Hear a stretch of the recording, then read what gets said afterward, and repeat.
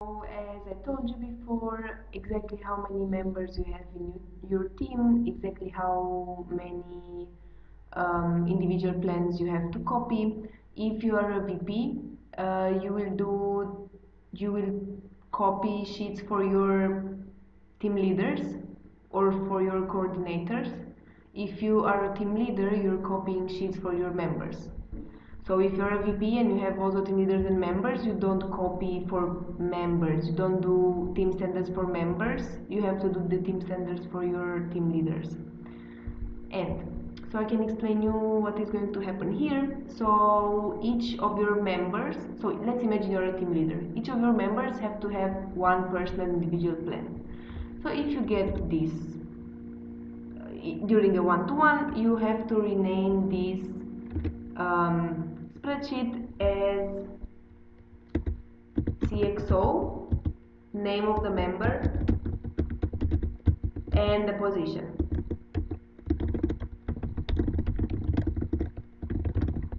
Any position would be. And after that, you will have to start having the one-to-one with your member and to actually ask everything which is here. This is the start one. As you can see here, you have the start, then you have some questions, then in each month you have to do the same one-to-one for your people. Exception will make the LCPs, which the LCPs will have to do this one-to-one quarterly, but the regular one-to-one has to be monthly, of course, but for the individual personal goal setting and so on, it has to be done quarterly. Cool. So starting with the start, after during the one-to-one or before the one-to-one, you have to tell your member to complete the LDA, to fill up the LDA, because without the LDA you cannot do anything. So if your member comes to your meeting, to your one-to-one, and he tells you, oh, but I didn't do the LDA because I forgot, you have to make him or her do the LDA there, because if not, it doesn't make sense to have this one-to-one. Cool. And after that you write the number, what number it appeared here, for example 34, and you put the same for each of them. And after that you will have to see exactly how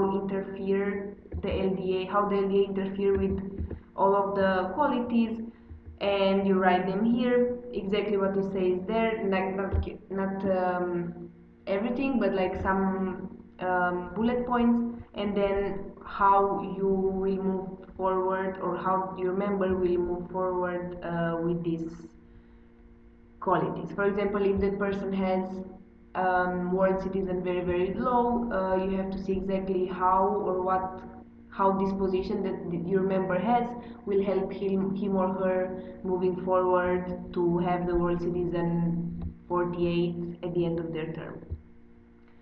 After that, the induction part is mostly development. So here we have categories.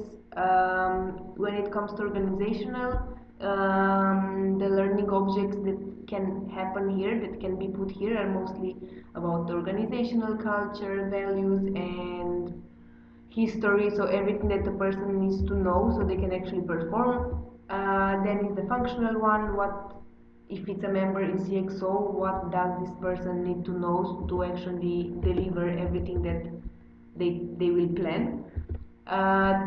During the transition part, this is mostly related what transition that your member received after becoming a member.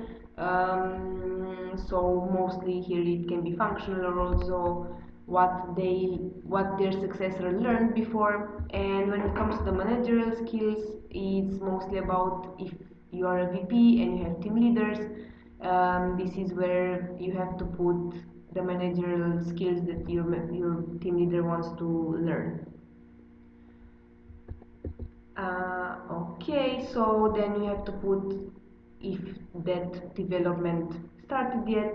If not, you have to put not started yet, and if it's in the process, you have to put in progress, and then you have to see who will deliver. Think also about that we have a lot of courses in ISTEC Hub, so whenever you feel that your members need to develop a lot, it's better to send them to ISEC Hub because there's a lot of resources where they can learn from. And also here you can put a deadline for the person development. And of course you can put more than these four, so you can actually do exactly how many your member or team leader wants or needs. Going to the smart parts, here you can actually put your goal that you want to achieve, not your goal, sorry, your member's goal that he or she wants to achieve.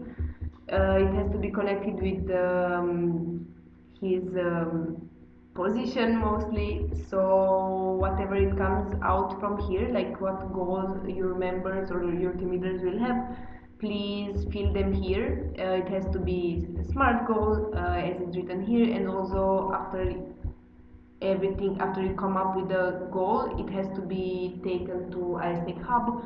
And if you don't know how to put goals in ISEC Hub, please ask your VPTM, or if not, if your VPTM is not available, you have here the link which can explain exactly how you can do it.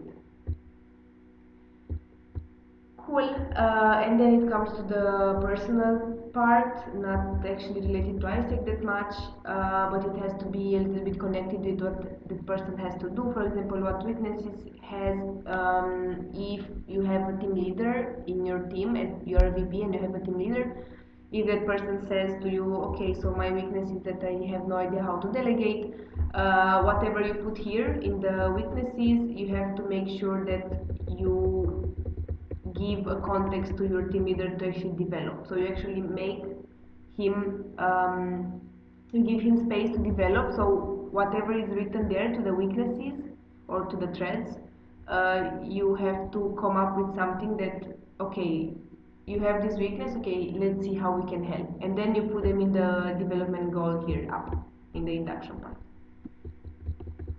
Cool. And then is the career plan, what this person wants to do inside ISEC, what position he or she wants to take forward after this position.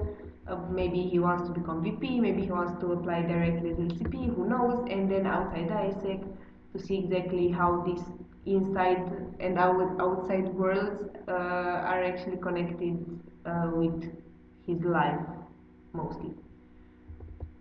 Okay, why we actually do this is for you to know your members and the members to actually know and learn something and to feel that they develop or they gain, especially self-awareness. So to continue after this, what do I need to learn to achieve my goal? Here is related to the competence model. If you don't know it, please approach your PTM.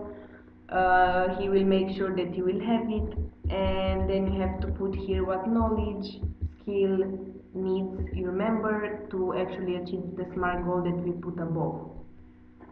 And how, and also the status, if it's done or if it's not started yet or in progress. Cool, so this is for the first part.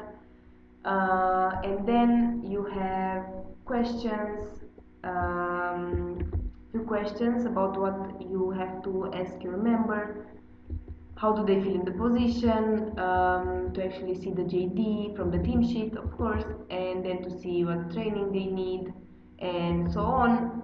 Mostly based on what you written here. If it's something extra, which they should put there, so feel free to put. And then it's like setting expectation. What do they need from you as team leader? And also it's very important to ask them how much time they think they can invest in this position, because usually in the past members complain that they don't have so much time to invest in ISEC and so on. So we have to make sure that if a person says, okay, so I have 12 hours to work for this, you have to make sure that, for example, you don't push that person more than 12 hours to work, especially in the first months, until these persons get to know what's happening in ISEC and so on. Here we are talking mostly about new members. Cool. So the other sheets are mostly following up or what happened, for example, if we are now in March, we have to see what happened in February and to check exactly